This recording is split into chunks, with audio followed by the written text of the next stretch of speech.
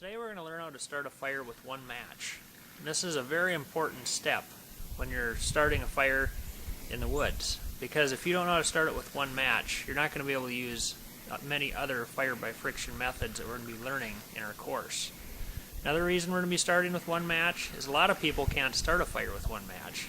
You know, you go out in the woods, people use green wood that they shouldn't be using, they might use wet material, it just doesn't go. So we're going to go through all the steps of starting a fire. Today we gathered our birch bark, which is a type of bark that grows on the tree up here that has lots of oil in it. It will start even when it's wet, and it's probably my favorite to use.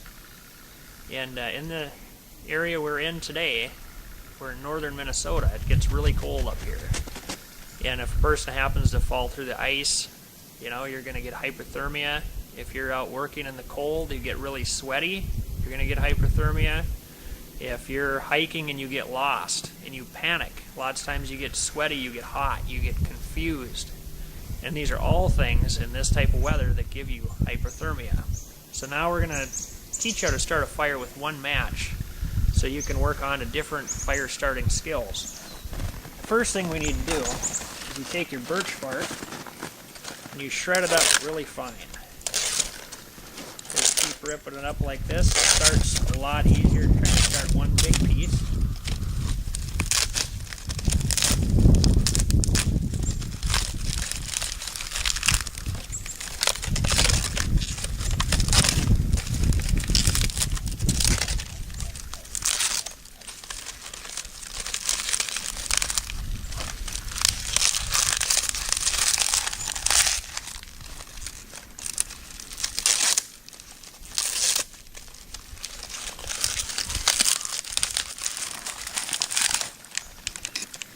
Right where we're building our fire, we've cleaned all the snow off from the ground, and we kind of built a little platform.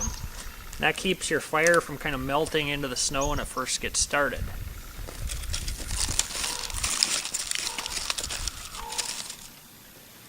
Then you want to take your balsam branches here. We gathered these from a tree not too far from where we're sitting right now. And the reason I like to gather from either balsam or spruce is because the branches on the lower part of the tree are usually really dry. And they have a lot of pitch in them, so they start really quickly. So you want to put these around your birch bark to kind of make a teepee formation around it.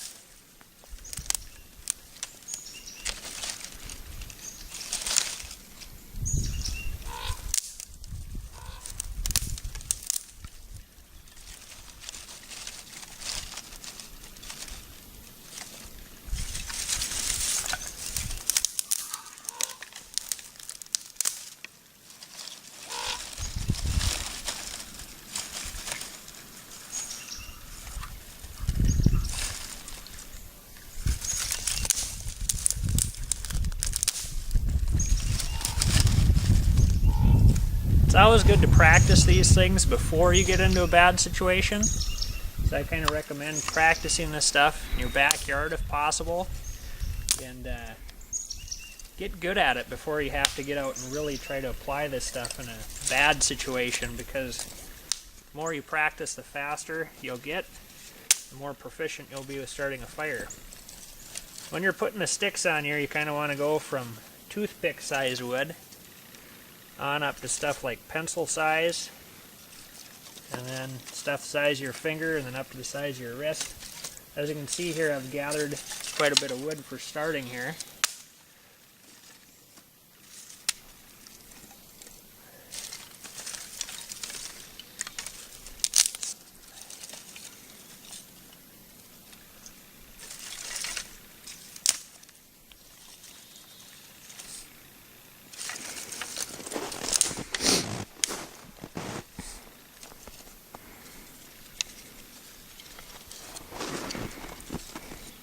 There's been times I've taken people out on hiking trips, teaching survival classes, different things like that, and it's amazing the amount of people who haven't had the opportunity anymore to grow up in areas where you can camp and do things like that out in the woods, and people just don't really know how to build fires anymore.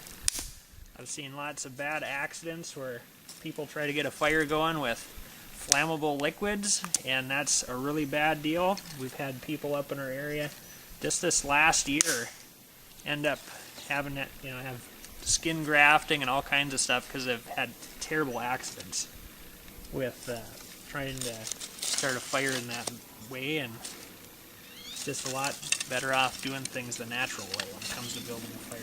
Okay, we've almost got it set up so we can start moving on to the bigger sticks.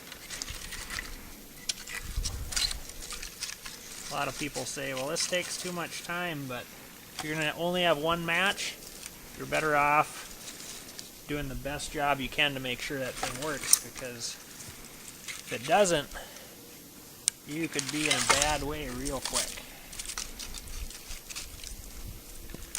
Okay, so we got all of our sticks in here. We've got our birch bark on the bottom. We've got our small balsam sticks over the top.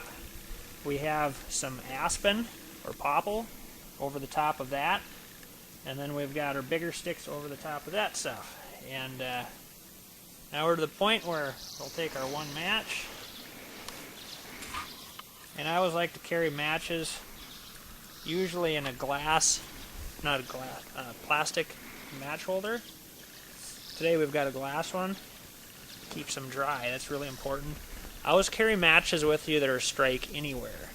A lot of the matches now, you have to have a box to strike them on, so they don't really do you much good.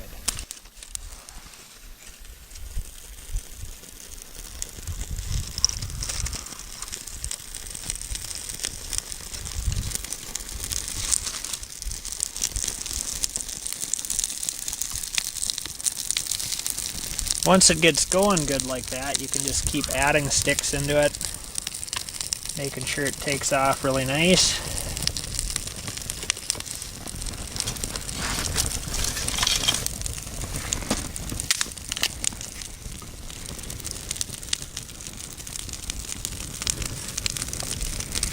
I prefer only using the really soft woods like balsam and pine for just starting a fire.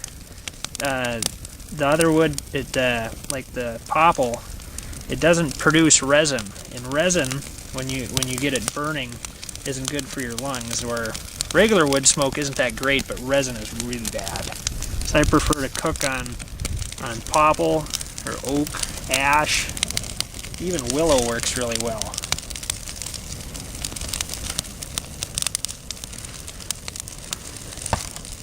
In the background, I've got some kind of a heat reflector back there, which helps if you're going to be spending the night by your fire.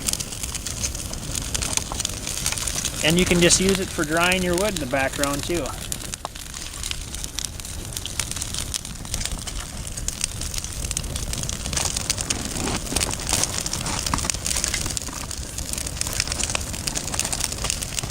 I hope you've enjoyed our video on starting a fire with one match. If you're interested in more, go to northernremedies.com.